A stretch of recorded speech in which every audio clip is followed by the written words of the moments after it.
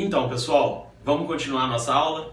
Olha, para falar sobre diversidade cultural brasileira, a gente precisa ter essa compreensão do multiculturalismo, a gente precisa entender a importância de uma sociedade global e como que ela influencia nessa miscigenação cultural que existe. Mas toda miscigenação, toda mistura de culturas gera também conflitos. Eu sempre explico nas aulas, quando uma cultura X encontra uma cultura Y, o choque entre as duas culturas vai gerar uma nova cultura. E ambas as culturas já não serão mais as mesmas. Então, esse choque, ele é inevitavelmente um choque de atrito, um choque de conflitos. E no Brasil, isso aconteceu de uma forma negativa, porque nós tivemos, na verdade, grandes conflitos étnico-raciais. Não foram conflitos de disputa de espaço para as culturas. Foram verdadeiros conflitos entre raças, entre etnias que disputavam, ora para poder se impor, ora para poder sobreviver dentro da sociedade brasileira. Então, vamos a partir de agora aprofundar um pouco mais nesses conflitos étnico-raciais brasileiros. Bom, é importante nós reconhecermos a nossa diferença em relação aos outros. E é importante esse reconhecimento até para a construção da nossa própria pessoa. Se nós reconhecemos que nós não somos iguais ao outro, isso automaticamente nos ajuda a compreender quem que nós somos. Então, estudar a questão cultural, a questão antropológica do Brasil é bom até para nós entendermos quem somos nós dentro dessa sociedade. E é importante para a gente poder ter uma boa noção do que é a coletividade, que é justamente o lugar onde a gente compartilha todos os elementos culturais, históricos, biológicos e políticos, mesmo que eles sejam diferentes. Dentro de uma coletividade, não há como nós exigirmos igualdade étnica, cultural, política, biológica, mas nós precisamos aprender a conviver dentro dessa coletividade, evitando o preconceito, evitando uma representação negativa do outro, evitando que a gente olhe aquele que é diferente de nós com um olhar negativo, com um olhar crítico, que não aceita a alteridade, que não aceita que haja no outro uma diferença que não o faz melhor ou pior que eu, mas o faz simplesmente parte desse grupo misturado, miscigenado culturalmente. Quero dar, por exemplo, a questão de novo das teorias racialistas do século XIX e do século XX.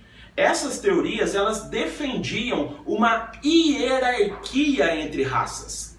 Segundo as teorias racialistas, os brancos seriam superiores aos negros, aos mestiços, aos asiáticos, aos indígenas, por uma questão biológica, por uma questão natural, como se a natureza tivesse feito os homens superiores em relação às cores do seu corpo. Isso é um pensamento europeizado, porque a Europa, ao promover a colonização dos continentes, ela se impõe sobre os povos originários dos continentes como um ser superior, como uma raça superior. E ela depois vai transformar isso em uma teoria chamada teoria racialista, e ela vai difundir essa teoria nas escolas, na imprensa, na literatura, nos filmes, nas novelas, em todos os espaços de formação da mentalidade do povo. Então essas teorias racialistas vão impregnar a nossa sociedade, criando o que nós chamamos um racismo estrutural, um racismo que está dentro da estrutura e que foi posto lá dentro de uma forma estruturada, de uma forma racionalizada. Portanto, as teorias racialistas serviram como um instrumento de poder, um instrumento de manipulação da mentalidade do povo. Mas no século XX, principalmente da metade do século XX para frente, nós vamos ter a biologia, a própria ciência, contribuindo para que essas teorias racialistas caíssem por terra, que essas teorias fossem derrubadas. E a ciência prova que a raça humana ela é uma só, independente do fenótipo, da cor da pele, do tipo de cabelo, da cor dos olhos, somos uma raça só. Então, as teorias racialistas foram superadas pela própria ciência.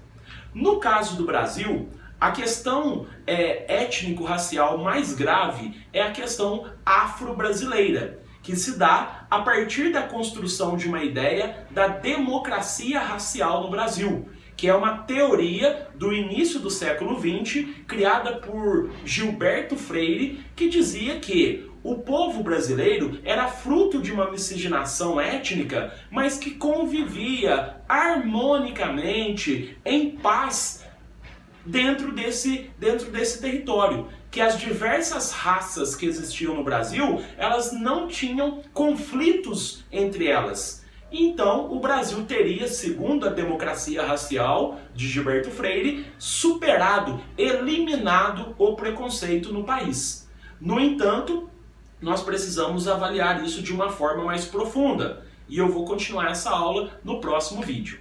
Até mais, pessoal!